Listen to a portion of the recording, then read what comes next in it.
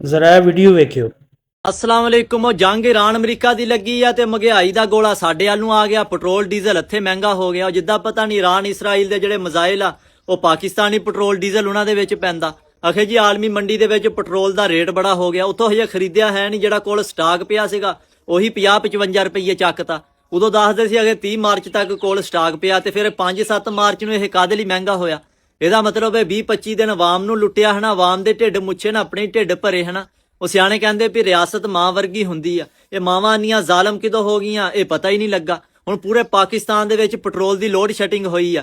ਕੀ ਗੱਲ, ਹੁਣ ਜਿਹੜੇ ਸਰਕਾਰੀ ਦਫ਼ਤਰਾਂ ਦੇ ਵਿੱਚ ਸਰਕਾਰੀ ਗੱਡੀਆਂ ਸਰਕਾਰੀ ਪੈਟਰੋਲ ਤੇ ਚੱਲਦੀਆਂ ਉਹ ਦਫ਼ਤਰਾਂ ਦੇ ਕੰਮ ਵਾਸਤੇ ਸੀਗੀਆਂ, ਉਹ ਘਰਾਂ ਦੀ ਅਜੈਸ਼ੀ ਬਣ ਗਈਆਂ। ਸਵੇਰ ਨੂੰ ਉਹ ਬੱਚੇ ਸਕੂਲੇ ਛੱਡਣ ਜਾਂਦੀਆਂ ਤੇ ਸ਼ਾਮ ਨੂੰ ਉਹ ਬੱਚਿਆਂ ਨੂੰ ਪਾਰਕਾਂ ਦੇ ਵਿੱਚ ਸੈਰ ਕਰਾਉਣ ਵਾਸਤੇ, ਦੁਪਹਿਰ ਨੂੰ ਬੇਗਮਾਂ ਨੂੰ ਸ਼ੋਪਿੰਗ ਕਰਾਉਣ ਵਾਸਤੇ ਉਹ ਸਰਕਾਰੀ ਪੈਟਰੋਲ ਤੇ ਚੱਲਦੀਆਂ। ਕੀ ਗੱਲ, ਉਹ ਵੀ ਬੰਦ ਕੀਤੀਆਂ ਜਾਣਗੀਆਂ?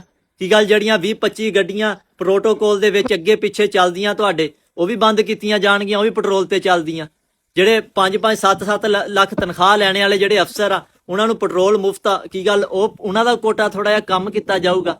ਨਹੀਂ, ਔਖੀ ਗੱਲ ਆ। ਕਿਉਂ? ਜਦੋਂ ਮਹਿੰਗਾਈ ਦਾ ਅਜ਼ਾਬ ਆਂਦਾ, ਜਦੋਂ ਮਹਿੰਗਾਈ ਦਾ ਤੂਫਾਨ ਆਂਦਾ, ਇਹ ਮੇਰੇ ਤੇਰੇ ਤੇ ਆਂਦਾ, ਇਹ ਗਰੀਬ ਆਵਾਮ ਤੇ ਆਂਦਾ, ਮਜ਼ਦੂਰ ਆਵਾਮ ਤੇ ਆਂਦਾ। ਜਿਹੜੀ ਆਵਾਮ ਅੱਗੇ ਮਹਿੰਗਾਈ ਤੋਂ ਅੱਕੀ ਆ, ਕੁਝ ਘਰਾਂ ਦੇ ਅਖਰਾਜਾਤ, ਕੁਝ ਬਿਜਲੀਆਂ ਦੇ ਬਿੱਲ, ਉਹ ਪਰੇਸ਼ਾਨੀ ਨਾਲ ਸੋਚ ਕੇ ਜਿਨ੍ਹਾਂ ਦੇ ਦਿਮਾਗਾਂ ਦੀਆਂ ਮੈਂਬਰੀਆਂ ਘਸੀਆਂ ਪਈਆਂ ਉਹਨਾਂ ਤੇ ਇਹ ਔਖਾ ਟਾਈਮ ਆਉਂਦਾ। ਹੁਣ ਪੈਟਰੋਲ ਮਹਿੰਗਾ ਹੋਇਆ, ਹੁਣ ਪੂਰੇ ਪਾਕਿਸਤਾਨ ਦੇ ਵਿੱਚ ਮਹਿੰਗਾਈ ਦਾ ਅਜ਼ਾਬ ਆਣਾ, ਮਹਿੰਗਾਈ ਦਾ ਤੂਫਾਨ ਆਣਾ। ਕਿਉਂ? ਸਾਰਾ ਦਾਰੋ ਮਦਾਰ ਹੀ ਪੈਟਰੋਲ ਤੇ ਚੱਲਦਾ। ਇਹ ਹੁਣ ਕੁਰਬਾਨੀ ਸਾਰਿਆਂ ਨੂੰ ਦੇਣੀ ਪੈਣੀ ਹੈ। ਤੇ ਜੇ ਦੇਣੀ ਪੈਣੀ ਆ ਤੇ ਕੀ ਗੱਲ, ਇਹ ਇਕੱਲੇ ਗਰੀਬ ਹੀ ਆ ਇਹ ਪਾਕਿਸਤਾਨ ਦੇ ਰਿਹਾਇਸ਼ੀ? ਇਹ ਬਾਕੀ ਜਿਹੜੇ ਉਤਲੇ ਆ ਜਿਹੜੇ ਅਫਸਰਸ਼ਾਹੀਆਂ ਇਹ ਹੈ ਨਹੀਂ ਗੇ ਪਾਕਿਸਤਾਨ ਦੇ ਰਿਹਾਇਸ਼ੀ? ਇਹਨਾਂ ਨੂੰ ਕੀ ਗੱਲ ਕੁਰਬਾਨੀ ਨਹੀਂ ਦੇ ਸਕਦੇ? ਇਹ ਆਪਣੇ ਹੁਣ ਪ੍ਰੋਟੋਕੋਲ ਥੋੜੀਆਂ ਜੈਸ਼ੀਆਂ ਨਹੀਂ ਘਟਾ ਸਕਦੇ? ਪਰ ਨਹੀਂ ਘਟਾਣੀਆਂ। ਕਿਉਂ? ਇੱਥੇ ਤੁਹਾਡੀਆਂ ਹੁਕਮਰਾਨੀਆਂ ਚੱਲਦੀਆਂ, ਇੱਥੇ ਤੁਹਾਡੀਆਂ ਚੱਲਦੀਆਂ।